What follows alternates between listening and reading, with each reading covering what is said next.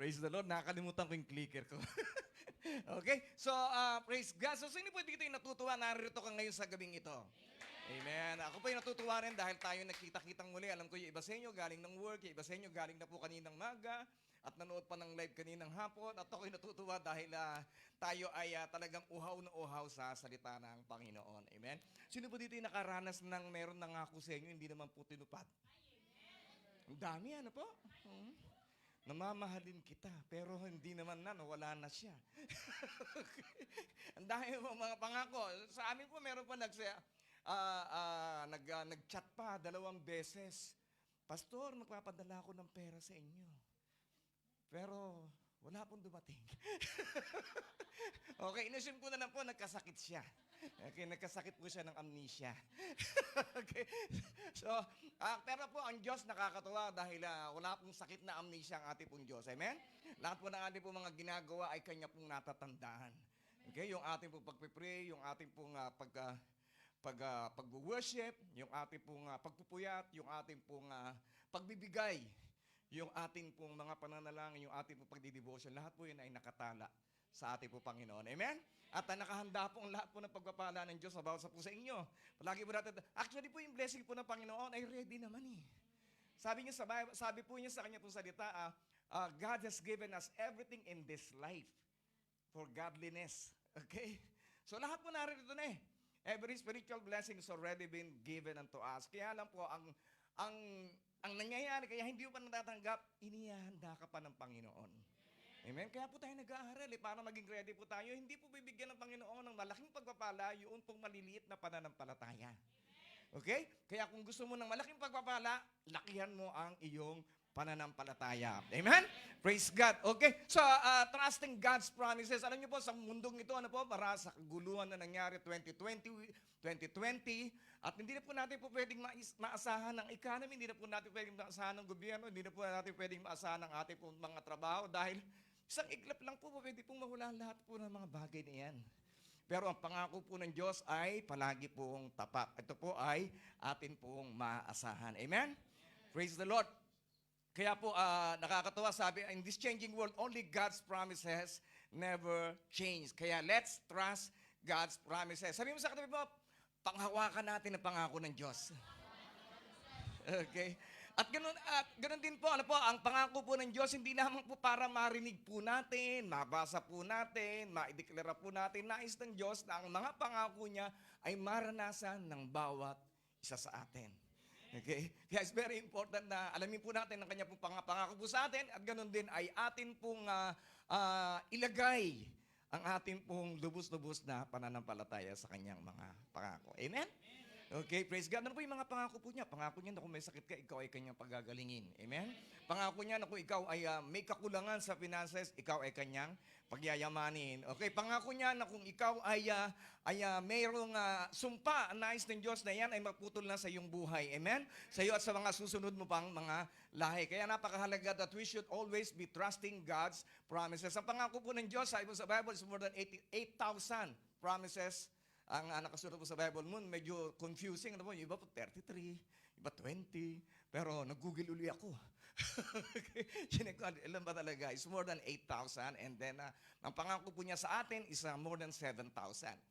Okay? So, at sa ating po pagtatapos sa Book of Haggai. Okay, natatandaan po ba natin si Haggai? Sino po si Haggai? Is a prophet. Ano po? Kanya pong pangalan. Ano po ibig sabihin ng kanya pong pangalan? Ayun, hallelujah. Talagang, sabi mo sa akin, tumatalino ka na talaga. May natatandaan ka na. Okay. Hindi ba? So ano po yung, ang Haggai po, ang nais po niya ay matandaan po natin ang ating pong mga priorities. Unahin po natin yung mga bagay na dapat nating unahin. Hindi kung ano-ano yung mga bagay na ating inuuna. Okay? Let's establish our right priorities. Establish po natin ang ating pong relasyon sa ating pong Diyos una sa lahat at yung kanyang salita ay manatili sa ating pong puso. Okay? So yung mga tao during the time of Haggai, ano pong ginagawa po nila? They are displeasing God. Ano po yung nangyari? Bakit po hindi natutuwa ang Diyos sa kanila? Dahil meron po sila sinimulang gawain na hindi naman po nila pinagpatuloy for 16 years. Puro sila, inilalala lamang po nila ang kanila pong sarili. They're so occupied with themselves, busy. Di ba ba? Di ba nakakalungkot yung palaging busy, gusto mo siyang imit. Pakakainin mo na nga, busy pa. Okay, pala nagbibisi-bisihan lang. Tama? Okay, hindi naman siya magbabayad. Okay? Praise God. So, ganun po ang Panginoon. Kung palagi kang busy, busy rin ang Panginoon sa ibang tao. Kaya dapat po tayo maging busy sa ating pong Diyos para siya po ay palaging magkaroon din po ng panahon po sa atin. Okay? Draw near unto God and He will draw near unto you. Lumapit po tayo sa Diyos at ang Diyos ay lalapit po sa atin. Ang pagpapala hindi lalapit sa iyo. Okay? Tayo po ay lalapit sa Diyos para makamit po natin ang pagpapala. Okay? So as a result, ano pong naging resulta ng kanila pong hindi pagsunod sa Diyos? Ano pong naging resulta ng mga pagpapabukas-bukas nila, pagdidelay nila ng trabaho yung trabaho pinagagawa po sa kanila ng Panginoon. Ano po nangyari? Kahit na napakasipag nila, sabi po nila, kumakain ka pero hindi ka nabubusog. Umiinom ka, hindi napapatid ng yung uhaw, nauuhaw ka pa rin. Nagdadamit ka, di ba ba? Nakakaranas na po ba kayo? Leather na yung underwear mo, giniginaw ka pa rin. Di ba? Okay.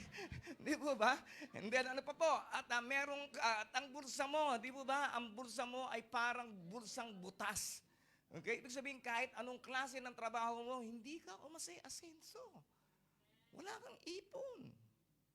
Di po ba? Kasi something is wrong. Meron tayong mga bagay na ginagawa sa ating buhay na hindi nakapagbibigay ng kaluguran sa ating pong Diyos. Amen? Sino yung gusto dito na pagka-December, meron na kayong ipon? Amen! Hallelujah. Sige po, sino po yung ayaw? Okay. Sino po yung gusto? Ayan, amen. Gusto po natin. Hindi po ba kaya dapat iayos na po natin ang ating pong buhay? Yung mga bagay na... Alam niyo po, having a devotion, yung madali lang po yun eh. Diba? Iba sa inyo, bago pa rin yung notebook hanggang ngayon. Wala pang sulat. Hindi ba? Puro, bukas na lang. Okay. Sulatan na ninyo. Okay. Baka mamaya magkaroon naman tayo ng panibagong notebook, wala pang sulat yung nakaraan. Okay ba yan? Sabi mo sa katabi mo, sulatan mo na kapatid, huwag ka namang hinayang. Sulatan mo ng date, sulatan mo ng day, sulatan mo yung sinesend ni Pastor, yung Genesis chapter 10. Okay? Okay? Praise God. Okay? Kasi po, para po sa inyo yun, para po, kung sa mga maliliit na bagay ay hindi ka mapagkatiwalaan, paano ka mapagkakatiwalaan sa malalaki? Amen? Yung trabaho mo, dali lang ang trabaho mo, pero hindi ka mapagkatiwalaan. So, paano kang bibigyan ng mas marami pang trabaho? Yung pera mo, di ba? Ang kuripot mo. Di ba? Gusto mo palaging libre. Di ba? Lapis, gusto mo palagi pa may tapaw. Di ba? Pagkataas, nalagay mo lang sa rep, hindi naman nakain. Di ba? So, ibig po sabihin mga kapatid, ayusin po natin. Okay? Sige, ligligay mo yung katabi, sabihin mo, ayusin mo na. Okay? Okay, ayusin na natin. Okay?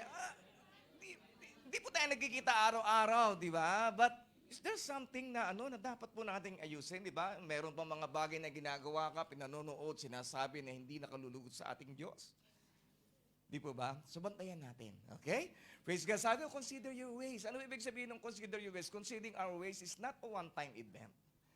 Hindi lamang tuminsanan. Every New Year. Di ba? Consider ko yung aking mga ginagawa. Let's consider our ways every day. Consider our ways every week. Consider our ways every month. Okay? Consider natin ang ating mga kinakain. Diba? Baka naman puro cholesterol na yung kinakain po natin. Okay? Baka naman bumibigat na tayo. Di ba? O baka naman gumagaang na tayo. Of course, we should live a balanced life. Di ba? Yung ating mga expenses, baka naman palaging dumadalas ng pagbibili mo sa Taobao. Di ba? Okay? Di ba? So, iwasan po natin yung ating po mga expenses. Ayusin na po natin. Okay? Praise God, yung prayer life mo. Kumusta na yung prayer life mo? Diba, nananalangin ka pa ba? O nananalangin ka lang pagkagipit ka? Diba? Ang pananalangin po, umpisahan po natin sa pasasalamat. That's the highest form of prayer. Ang marinig ng Diyos na ikaw ay nagpasalamat sa mga pagpapalang na ibigay niya na sa iyo.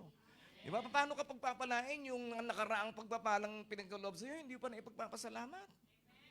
Kumakain ka, hindi ka man nagpasalamat. Di ba? Amen? Praise God. So it's very important for us to pray at all times. Amen? So what are the ways in your life that you should evaluate? Di ba? Evaluate po natin, time natin. Saan ba napupunta? 3 oras ka sa Facebook. Fake news pa yung pinanonood mo. Di ba? Dahil po fake news. Okay? Tapos napanood mo na kahapon. Pinanonood mo pa uli. Hindi ka na nagsawa, pa ulit-ulit. Okay? Alam niyo po, yung news dapat po dinadaanan lang. Hindi ito yung ating tinututukan. Okay? Okay po? Ang salita po ng Diyos, yun po yung dapat na atin pong tinututukan at ating po tinitigtigan. Okay? So, consider our ways. Have we neglected our priorities? Ano yung priority po natin? Si Lord, siyempre. Sa kanyang salita, it should be our priority. Okay? Huwag yung tira-tira. Yung parang lantang gulay ka nang uuwi, di ba? Devotion. Di ba? Wala na. Wala ka ng lakas. Di ba? Sabi niyo, we have to give our best sa ating pong Panginoon. Si Noah, nakakatuwa po yung story ni Noah. Kung nag-devotion po kayo, una po niyang ginawa. Nag-alay. Okay. Nag-alay sa ating pong Lord. Yun po yung kanya pong ginawa. Okay? Ibig sabihin, priority po niya si Lord. Okay? Hallelujah. Kaya pagka pinrioritize po natin ang ating pong Panginoon, mga kapatid, I'm telling you, iba pagka nagbigay po ng reward ng Panginoon sa inyo pong buhay. Amen? Hallelujah. Sige po, lakpan po natin ang Panginoon. Hallelujah. Okay, so sabi dito, how can I know all the sins lurking in my heart? Sabi po ni Haring David, kasi po, self-examination is not easy with our fallen nature. Napakahirap po, evaluate po yung ating po sarili. Pagka yung tayo lang, yung evaluate po natin ang ating po sarili. Bakit? Anong dahilan? Sabi ni Haring David, how can I know all the sins lurking in my heart? Yung mga kasalanan naglalaro sa akin puso. Cleanse me from these hidden faults. Linisin mo ako sa mga pagkakamali na hindi ko namamalayan. And then sabi niya, then I will be free of guilt. Keep your servants from deliberate sins. Iwasan mo, tulungan mo ako, Panginoon, na maiwasan yung mga kasalanan na palagi kong nagagawa. Alam niya, pero nagagawa niya pa rin. So, ganoon din po ang panalangin ng bawat sa puso atin. Alam naman nga nating mali, pero matutuloy pa rin po natin kasi po wala po tayong kapangyarihan. Okay? Kaya we should always be inviting the Holy Spirit to control us. Sabi niya dito, don't let them control me. Huwag mong hayaan na sila mag-control po sa atin. Di po ba nakakalungkot? Yung mga nahook ng drugs, nahook ng sigarilyo, nahook ng alak, nahook ng kung ano-ano mga bagay. Kanina po, na-share ko na po ito kanina. Kasi po natatawa po ako doon sa work ko po noon. Nag-work po ako sa Altira. Okay, supervisor po ako sa hotel before I go to theology school sa Singapore. So just imagine, susugal. May sumabog na parang sprinkler. Daming tubig, bumaha sa kasino. Carpet yun bumaha. Hanggang dito po yung baha. So, ang reaction po ba ng mga nagsusugal? Tumakbo? Umalis sa lugar nila? Hindi. Ang reaction po nila, itinias ang kanilang paa. At sabi, tuloy ang laban. Okay? So, ganun po when you are hooked on something. Kaya po napakahalaga na hindi po tayo dapat nagpapaalipin sa ano pa mga vision na alam naman po natin makakasama sa ating katawan. Okay? Kaya sabi mo sa katabi mo, kaya ikaw, umiwas ka na dyan, ha? Okay? Okay? Praise God. Okay, iwasan po tayo. Sabi dito, and then I will be free of guilt and innocent of great sin. May the words of my mouth. Ano nyo po, one of my prayers, ang palagi ko po palagi pinapanalang, may the words of my mouth and the meditation of my heart be pleasing unto you. It's a very nice word, hindi po ba? Naway, Panginoon, ang lahat ng aking mga iniisip, ang lahat ng aking mga sinasabi ay makapagbigay lugod sa iyong pangalan. Amen? Praise God. And then the purpose of self-examination. Ano po ba yung dahilan? Bakit po natin dapat evaluate yung ating po sarili? To lead more people to Christ. ang tao po nakatingin sa atin. Hindi mo lang alam yun. Kala mo dito nakaharap, pero yung mata niya, yung eyeballs niya, nandoon. Kinakatingin po sa atin. Chine-check niya yung bawat post mo. Para po tayong mga artista. Okay. As a Christian. Kasi po, the world is really watching us. Kaya pagka nagkamali ka, alam na alam nila. Di ba? At ang matindi nun, pag nagkamali ka, hindi makalimutan. Pero pag gumawa ka ng tama, hindi nila matandaan. Tama po? Okay. So, ganun po ang tao eh. Okay? So, dapat po ay we keep on praying that the meditation of our heart will be pleasing unto Him. Okay po? So, my spirit remains among you just as I promised when you came out of Egypt. So, do not be afraid. Huwag po tayong matakot for what will be happening this year, 2021. Nabuhay ka nga eh. Nakalusog ka kay COVID. Di ba? Hindi ka man lang inubo, hindi ka man lang sinipon. Di ba? Kasi binibigyan ka ng tita mo ng mabisang gamot. Praise the Lord. Hindi mo ba? So, ano po yung matutunan po dito? Yung Egypt, ang lugar po ng Egypt during that time Egypt is the place na wala pong panganay. Okay? Kasi po, namatay po lahat ng kanilang mga panganay. Ang Egypt po is lugar na kung saan sila ay mga alipin. Diba? Overwork sila. Just imagine you're working 18 hours a day. Okay? At ang sweldo mo, 18 patakas. Okay? Okay? So, ibig sabihin, marami pong trabaho, pero wala po sila halos na kapahingahan. And Egypt also is a place of no worship. Wala pong pagsasamba doon. Hindi po makapagpuri ang mga Israelita during that time kasi ginagamit ang lahat ng kanilang lakas para sa pagtatrabaho. Di ba? Kaya we're very privileged here. Di ba? So, worshiping God is a privilege. Kaya kung nag-ating ka na kaninang umaga, umating ka uli ngayon, you have a double privilege. Di ba? And you will be having a double blessing. Amen? Hallelujah! Kasi sabi ko sa Bible yan, day and night, di ba? Tayo yung mag-worship sa ating Panginoon. Amen? At sigurado, number 1 ka sa listahan ng Panginoon na i-bless niya ngayong buwang ito. Amen? Hallelujah. Praise God. So they were poor inside Egypt. Sila po ay napakahirap. Ang hirap ng kanila pong buhay. Ang pagkain po nila ay palaging mi goreng. Okay? Wala pong kwenta yung kanila pinagkakain. Wala pong sustansya. Pero hirap na hirap po sila sa kanila pong buhay. Pero ang nakakatuwa po noon, nang umalis po sila sa lugar po ng Egypt, yung mga Egyptian, pinabaunan sila ng mga kanila pong mga kayamanan. Okay? Bakit po? Gusto ng mga Ehipto na sila ay lumayas na. Okay? Bakit? Kasi punong-puno na sila ng mga sumpa na mga plagues, mga sumpa na naging dahilan, yung mga palaka, di ba? Pumunta sa kanilang mga bahay, nagkaroon po sila ng iba't ibang mga calamity sa kanila pong buhay dahil ayaw pakawalan ni Pharaoh ang mga Israelita. Okay? So ngayon, ano po nangyari nung lumabas po sila sa lugar ng Egypt? Ano po nangyari nung lumabas po sila sa lugar na kung saan ay walang samba? Ano po nangyari? Umalis po sila sa lugar na walang pagsamba at sila ay papunta doon sa lugar na kung saan sila isasamba, ang mga Ehipto, binigyan po sila ng kanila pong mga kayamanan. Okay? Praise God. Kaya po tayo, kung aalis po tayo sa lugar ng walang pagsamba, pupunta tayo sa lugar ng pagsamba, pagpapalain ka ng Panginoon. Amen? Hahabulin ka ng blessings ng Panginoon. Amen? Hallelujah. Ang mga Ehipto, tinanggal yung kanilang mga hikaw sa ilong, hikaw sa tenga, yung kanilang mga pulseras, yung kanilang mga anklet, ang kanilang mga kayamanan. Sige, lumayas na kayo, umalis na kayo. Amen? Kaya pag iniwan na po natin yung buhay ng walang pagsamba sa Diyos, at tayo po ay pumunta sa lugar na tayo isasamba, pagpapalain ka ni Lord. Amen? Hallelujah. Praise the Lord. Kaya po every time na tayo pupunta po dito, hindi po ba? Huwag na yung kung ano-ano pa iniisip mo. Di ba? Sana magka-part-time ako mamaya. Di ba? Sino kayo magpapakain sa akin ngayon? Di po ba?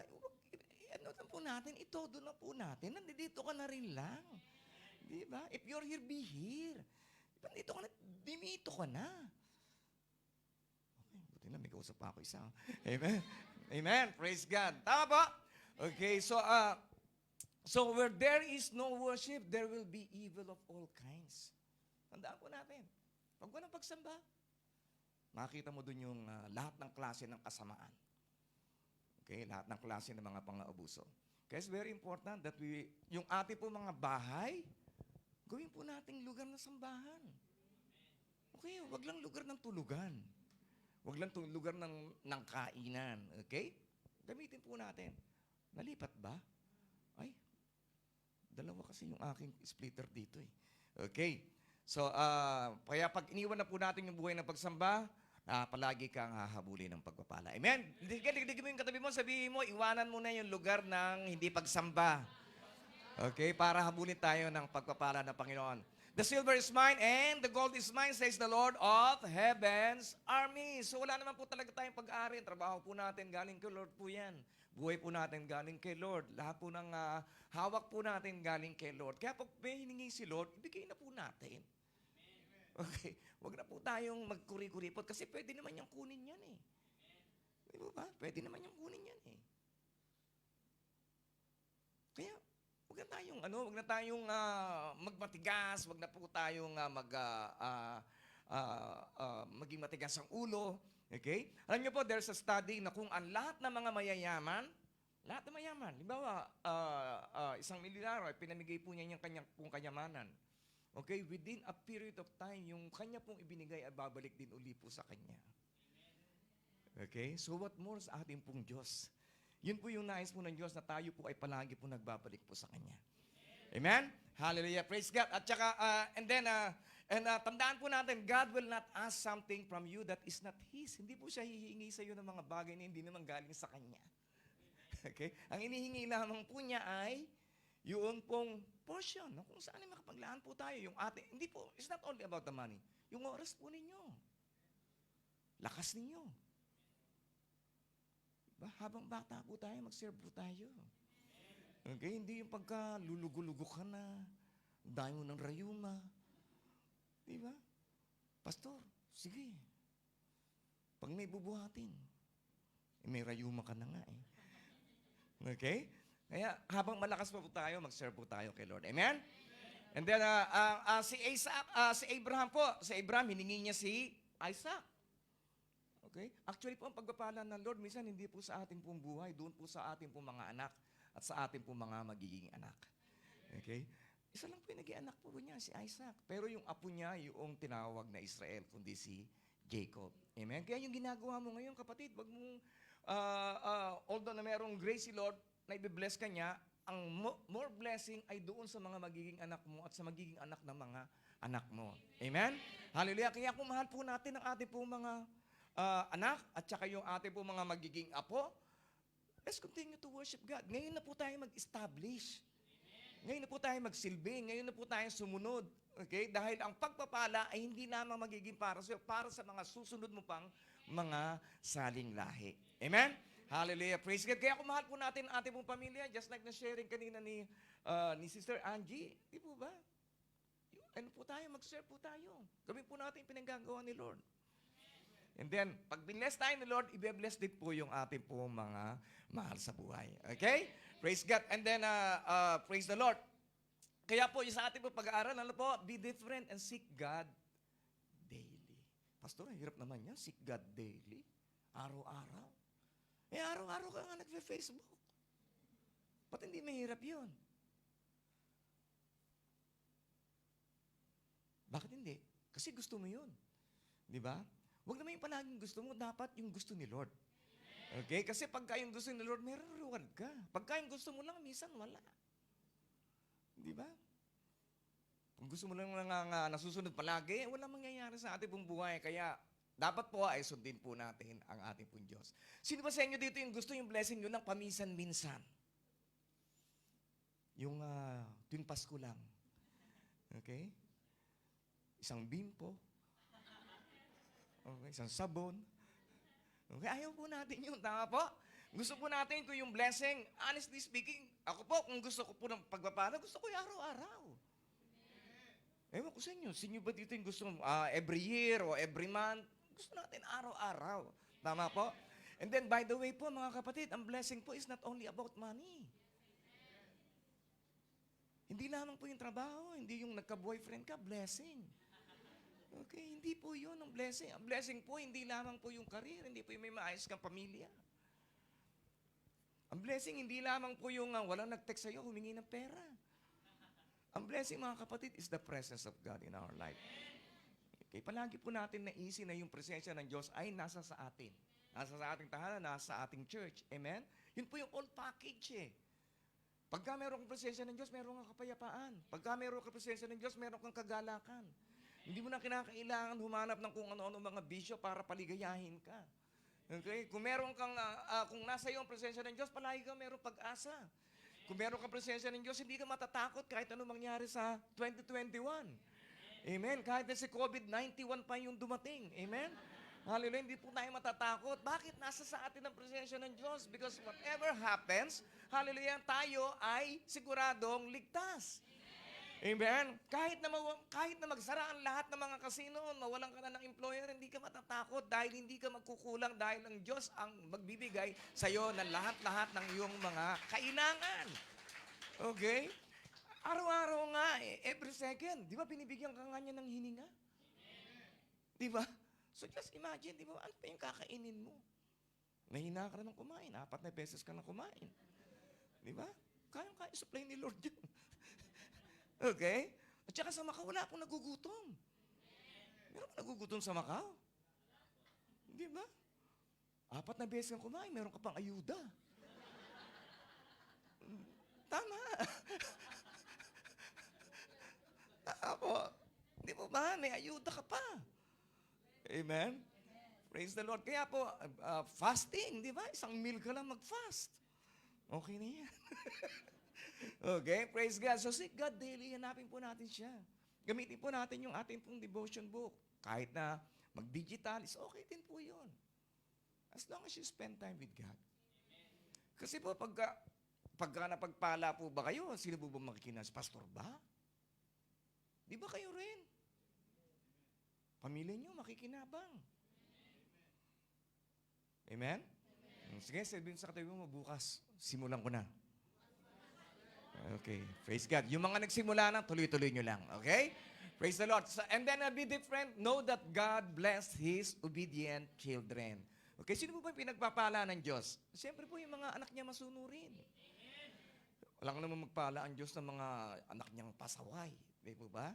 Hallelujah. Sino po dito may mga anak? May anak po tayo. Amen? Siyempre, di po ba? Kahit na, halimbawa, 3 yung anak mo, di ba? Ito yung pinakamabait. Di ba? Binigyan mo na sila, pero meron ka pa rin anak. Di ba? Additional. Tama. Kasi masunurin eh. Tama po. Okay. Kaya kung nakikita nyo yung mga kapatid ninyo na pinagpapala, masunurin yan. Amen. Hallelujah. Kaya, so ngayon po, how does disobedience enters a person's heart? Paano po ba pumapasok ang pagsaway sa ating pong puso? Una-una sa lahat, greed and lust. Kasakiman. Diba? Kasakiman. At saka yung pita ng ating laman. Okay? Lagi tayo nag-iimbot ng mga bagay na dapat ay hindi naman sa atin. Tulad ni Eve. Sino po si Eve? Si Eve, si Eva. Di ba ba? Pinagnasaan niya yung prutas. Hindi po yun mansanas, okay? Prutas ng karunungan, ng kasamaan at kabutihan. Actually, hindi na po niya kailangan. Yung marunong na sila eh. Di ba? They are perfect human being. Alam niyo po, ang isipan lamang po ng tao, 3% lamang po ng utak ang ginagamit po natin. Okay? Sabi natin, buti na lang, may 3% pa. Yung iba, wala na talaga eh. 0%, hindi na nag-iisip. Okay? Hindi po ba? 3% samantalang sila noon, 100% ang kanilang pag-iisip. And then ano pa po, disobedience arises from impatience. Yung ating pong pagsuway, minsan sa pagiging mainipin. Hindi po ba? Pagka nainip ka, di ba? Marami po sa atin, yung iba, lalo na po sa Pilipinas, di ba? Naiinip. So, nag-aasawa ka agad. Okay, minsan, nag-end sa wrong relationship. Di ba? Then, we are hurt. Okay? So, praise God. Sorry po doon sa mga tinatamaan. Okay? Praise the Lord. Hindi po, yun po yung bagay na dapat po natin bakbakin sa kultura ng bansang Pilipinas. Hindi po ba, na pagka 18 years old na, pwede na yan. Di ba? May 18 dances. Di ba? 18 candles. 18 roses. Ano na yan? Pagka yung 18, ano na ba yun? 18 giving, wala nang lahat. Di ba ba? Di ba ba nawawala ng lahat? Okay. Okay, so ano pa po? Ano pa nangyari? Si Moses, nung umakyat po siya sa bundok para katagpuin po ang Diyos, ano pa nangyari? Nainip po yung mga nasa baba. Nagiging sa ano nangyari dito kay Moses? Hindi ko na alam. Nangyari, gawa na tayo ng ating Diyos. So gumawa sila ng kanilang Diyos-Diyosan. Okay? Yung tupa, na ginto, yun po yung kanila pong sinamba. Si Sarah nainip din, di ba, sa kanilang pagiging anak. So pinagamit niya si binigay niya si Hagar para sipingan ni Abraham at sila nagkaanak. Yun po yung mga lahi na Muslim. Okay? So disobedience comes through fear. Di ba? Sa panahon po ng ating po Panginoong Jesucristo, di ba natatakot na magsalita yung mga tao during the time na magandang bagay sa ating Panginoong Jesucristo dahil natatakot sila na sila ay matiwalag sa kanila pong iglesia. Okay? Okay lang po yung matiwalag kayo doon sa isang iglesia. Okay? Pero hindi po sa iglesia ng ating pong Panginoong Jesus. Amen? Okay? And then lack of love also is disobedience. Di ba? Sa John 14:24, sabi po dito, if anyone, Jesus said, anyone who doesn't obey me will not obey me. Di po ba? Ang mga tao na hindi sumusunod sa akin ay hindi po nagmamahal sa akin. Okay, yun po yung sabi na ating po Panginoon. Kaya tayo po, sunod lamang po tayo sa ating Panginoon. Okay, sabi mo nga sa huwag ka na pasaway. Okay, kasi yung mga pasaway, madaling nagpa-pass away. Okay? And then, sabi dito, I am giving you a promise. Now, sino po nagsalita dito? Ang ating Panginoong Jesus, ang ating pong Diyos, sabi po niya, I am giving you a promise now. Ating pong Diyos ang nagsalita dito. Ang pangako ng Diyos ay kailan? Bukas? So, isang linggo? Now, okay? So, ang pangako ng Diyos ay ngayon. While the seed is still in the barn, you have not yet harvested your grain, and your grapevines, fig trees, pomegranates, and olive trees have not yet produced their crops. But from this day onward, I will bless you. Kaya itong taong 2021, i-bless ka na ng Panginoon. Kahit hindi mo pa nakikita yun, susweldohin mo sa January, sa February, sa March, sa April, sa May, sa June, sa July, sa buong buwan, hindi mo pa nakikita, pero i-bless ka na ng Panginoon. Ito ang pangako niya sa iyo sa taong ito. Amen? Hallelujah. Kaya lang meron po siyang kondisyon. Ang kondisyon po niya, sabi po niya, I'm giving you a promise while the seed. Okay, hindi ka po pwedeng mag-harvest without any seed. Okay, without your seed of time, without your seed of offering, without your seed of worship, without your seed of praise, without your seed of devotion, without seed of reading the Bible, without the seed of meditating His words day and night, you will never harvest anything. Okay? So, ang sikreto po nasa seed. What will you do with the seed that God has given you? Will you waste it? Sasayangin mo ba yon? Or you will invest it? The choice is yours. Okay? Invest ko lang ba sa aking pangangailangan? Okay, invest ko yon para sa kaharian po ng Diyos. Everything that we are offering will give us eternal rewards. Tandaan po natin, mga kapatid, eternal rewards. Okay? Praise the Lord. And then, be different. Know that God discipline whom He loves. Kaya kung minsan dumadaan po tayo sa mga challenges sa ating pong buhay, baka naman dinidisiplina ka ni Lord. Baka naman meron siyang gusto na sabihin sa'yo. Baka naman merong gusto ang Diyos na itama mo. Okay? Yung ating pong iniisip palagi. Ano ba yung palagi mo iniisip? O hindi ka na nag-iisip. May mga sinasabi po natin. Baka naman nakakasakit na yung mga bagay na sinasabi po natin. Yung kilay natin, baka nakaka-offend. Di po ba? Pwede po yun. Kasi po ang babae meron po 29 na aksyon ng kilay. Okay. Okay, at merong ibig sabihin ang kilay ng mga babae. Okay? Praise God. Kaya kung nakaka-offend, ahitin mo na lang kaya. Okay. Okay. Praise God. So even Jesus learns obedience through suffering. Amen? Kaya, di po ba, one of the greatest teacher nga ro po, yung ating pong suffering. Pagka meron ka ng pinagdaanan, pinagdusahan, di po ba, yung mga bad experience po natin, minsan doon tayo natututo. Tama? Amen? Sino po dito yung marami nang natutunan? Yeah, yan talaga yung mga honest. Okay? Yung mga nagtataas. Tayo po lahat. Pero tayo mga napagdaanan, natutunan. Amen? And we just pray na sa bawat pinagdaraanan po natin, unang-una sa lahat, matuto tayo magpasalamat kahit po sa suffering. Amen? God will not allow suffering in our life na kung saan tayo ay mapapahamak. God will only allow suffering in our life for us to change. Para po tayo patuloy na magkaroon ng pagbabago. Para po sa kanya pong kalwalatian, at higit sa lahat para rin sa ikabubuti ng bawat sa po sa inyo. Amen? Kaya lahat po ng mga mensahe po natin, minsan nasasaktan po kayo. Sino po dito yung minsan nasasaktan? Huwag na ninyong itaas yung kanyang kamay. Okay? Okay? Nasasaktan po tayo minsan, pero actually hindi ko naman inahalongkat ang mga buhay ninyo. Pero it's the Word of God. Okay? Minsan meron kinakailangan gawin na operasyon ng Diyos sa ating pong puso. Pag na-operahan ka, di ba masakit? Di ba? So it's the same thing with us. Kaya pag nasasaktan ka, accept it with thanksgiving. At matuto po tayo. Okay? Sabi mo nga sa tabi mo, may natututunan na ako ngayon. Okay. Ang sasabihin ko naman ay mabuti naman. Okay. Okay. So, praise God. And then, be different. Believe God's promises. Okay? So, maniwala po tayo. Let's trust God's promises. Let's believe God's promises. Dahil pangako ng tao, di po ba? Napapako. Okay? Kaya mas maigi na lamang po yung mga pangako ng Diyos ang ating pong panghawakan. Okay? Praise God. So, yung sakto mo, kaya ikaw, pag nangangako ka, tuparin mo. Okay. Okay. Why? Bakit ko pa gusto sabihin ito?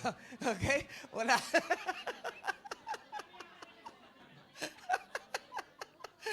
Okay, nag-enjoy. Okay, bakit po?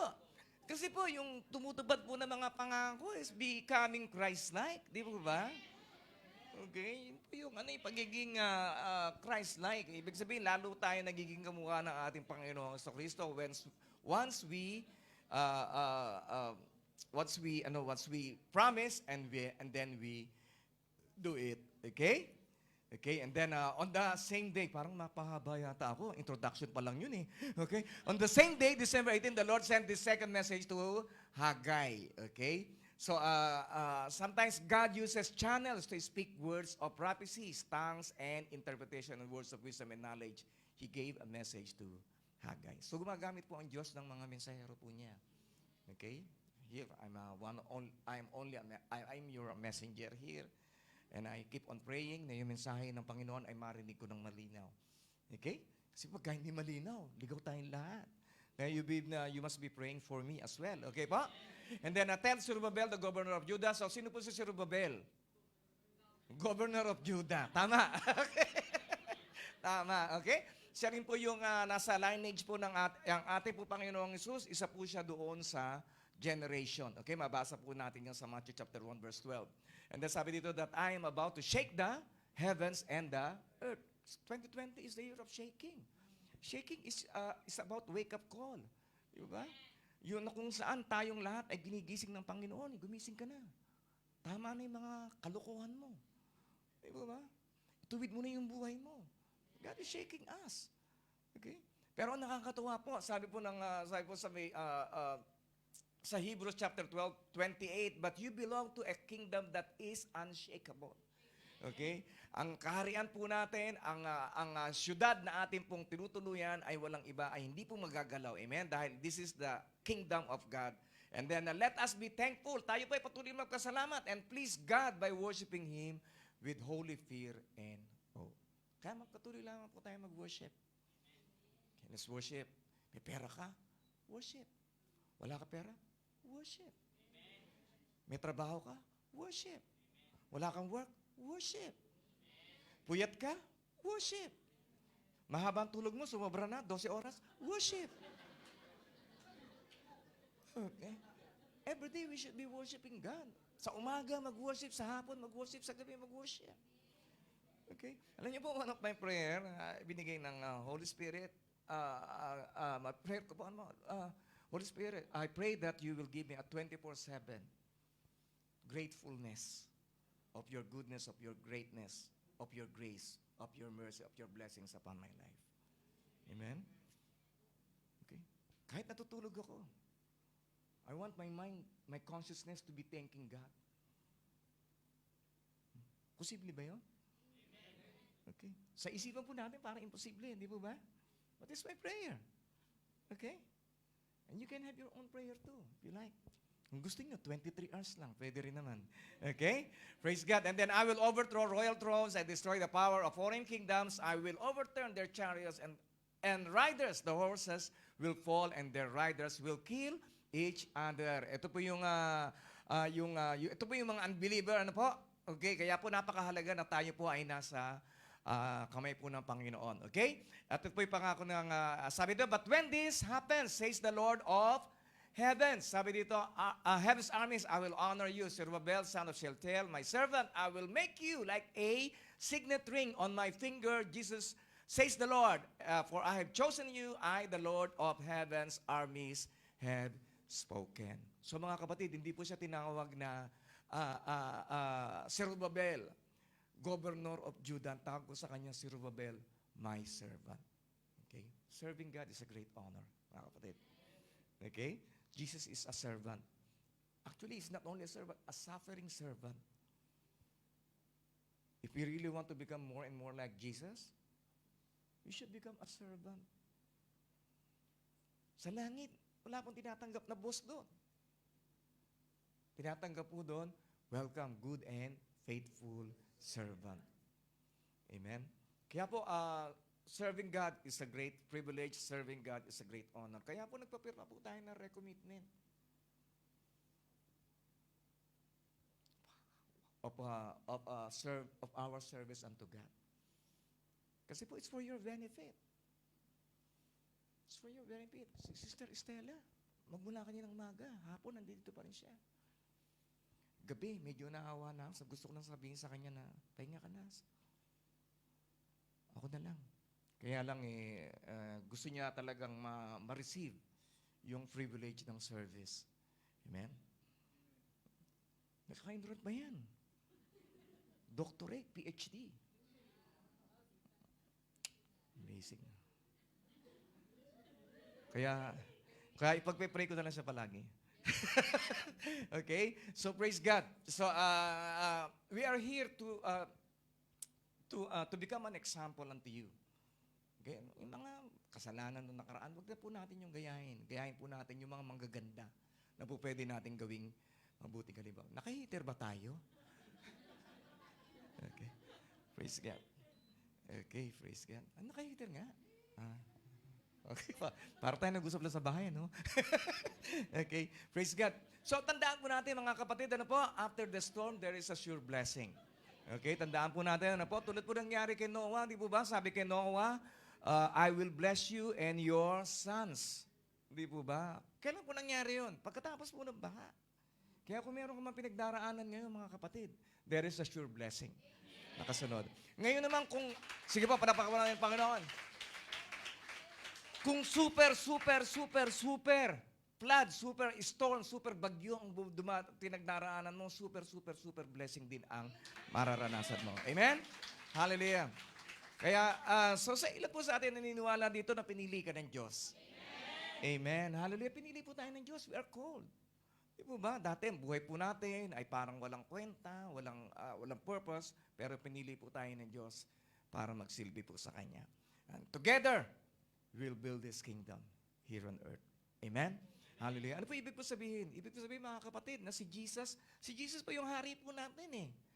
We will share our experience, we will share Jesus doon po sa mga taong hindi pa po nakakakilala po sa Kanya. Hindi po yung building, okay? Yung paghahari niya sa puso ng bawat isa.